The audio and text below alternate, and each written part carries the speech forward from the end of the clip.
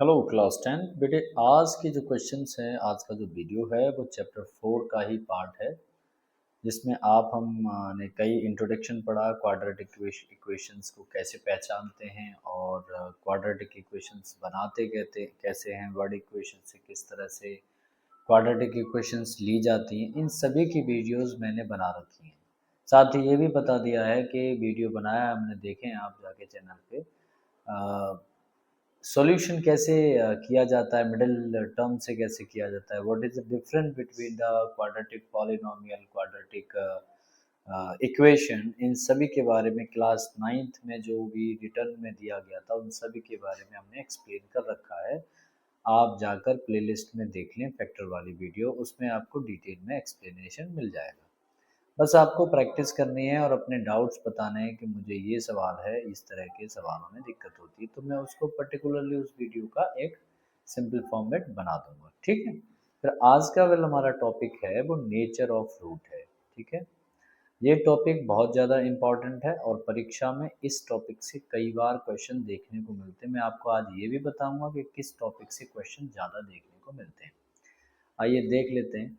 यहाँ अगर object observe करें आप, तो नेचर ऑफ रूट लिखा है। नेचर ऑफ रूट से मेरा मतलब है कि उनकी प्लस माइनस होता है, या हम वैल्यू कैसे फाइंड करते हैं। देखो,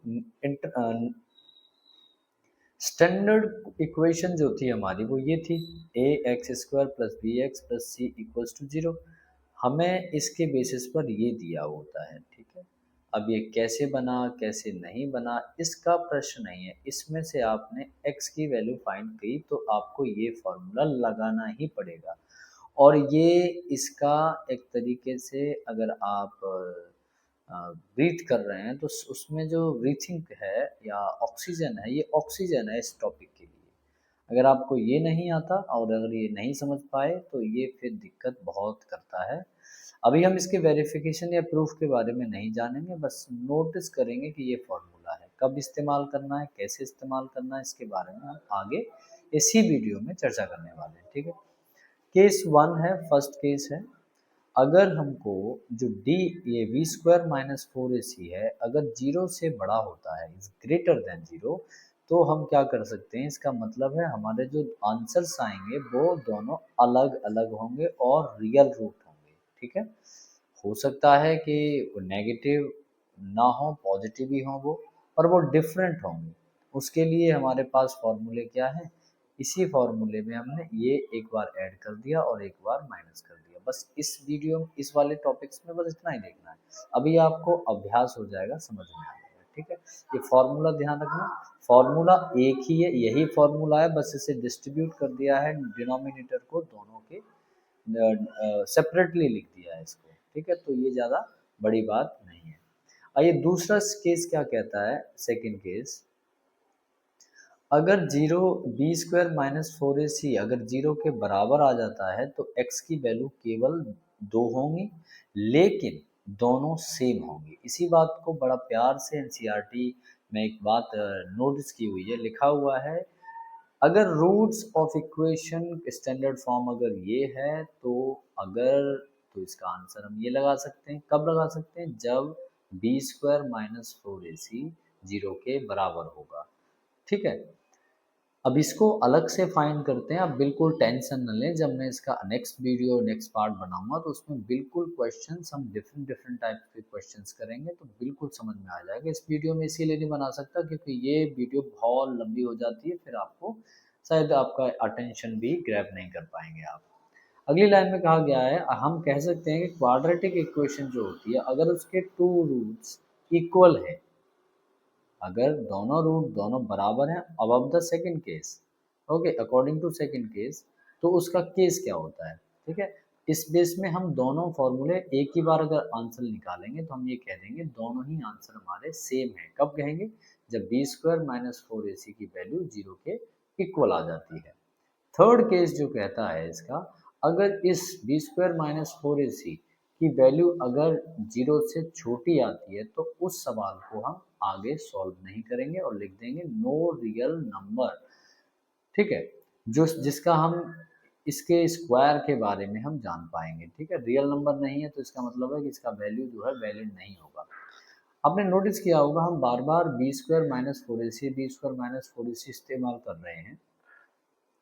इसका मतलब है क्या, मतलब ये है ना, तो अगर रूट्स हमारे रियल हों या रियल नहीं हों, उसको हम B square minus four A सी को हमने एक नाम दिया डिस्क्रिमिनेंट।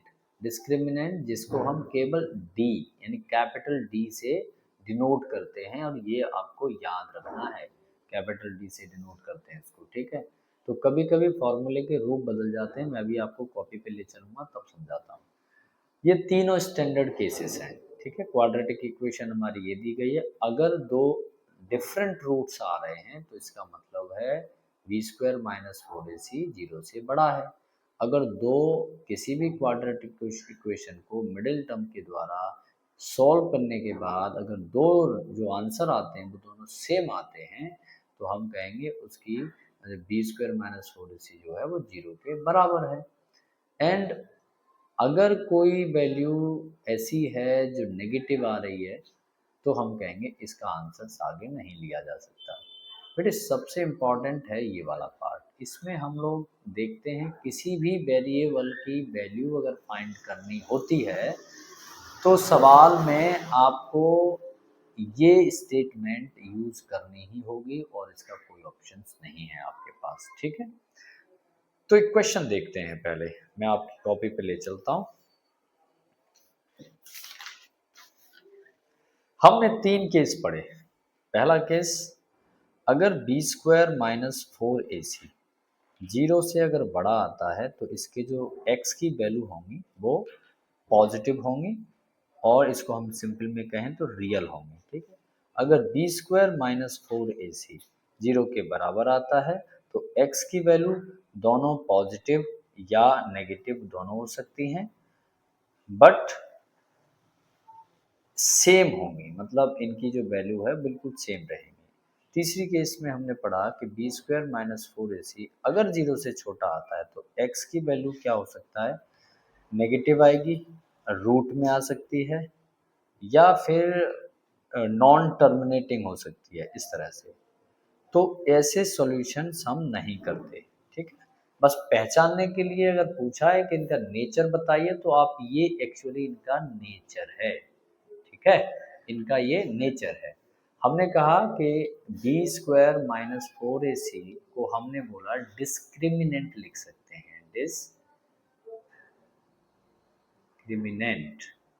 डिस्क्रिमिनेंट को B square minus four A सी इसको मैं डी कैपिटल डी के बराबर लिख सकता हूँ। तो मेरा एक नया फॉर्मूला जनरेट होता है, मेरा फॉर्मूला जनरेट होता है कौन सा, x इक्वल्स टू, फॉर्मूला क्या था, minus B plus minus under root B square minus four A C, चलो बाई टू ए।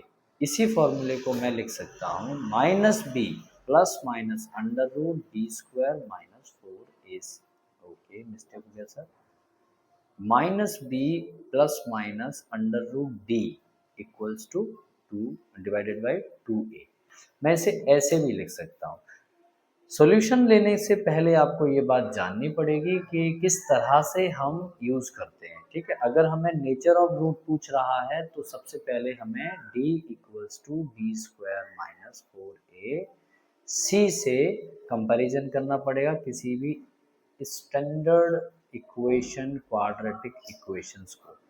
इसमें से आपको इसकी वैल्यू फाइंड आउट करके तब बताना है डी का नेचर कैसा आया, उस बेस पर हम इसको सॉल्व करेंगे, ठीक है। तो ये वीडियो लंबी हो रही है, इसका नेक्स्ट पार्ट आप देख लें किस तरह से सॉल्व होता है, उसमें मैं आपको डिटेल में एक्सप्लेन कर रहा हूँ, ठीक है। Thank you.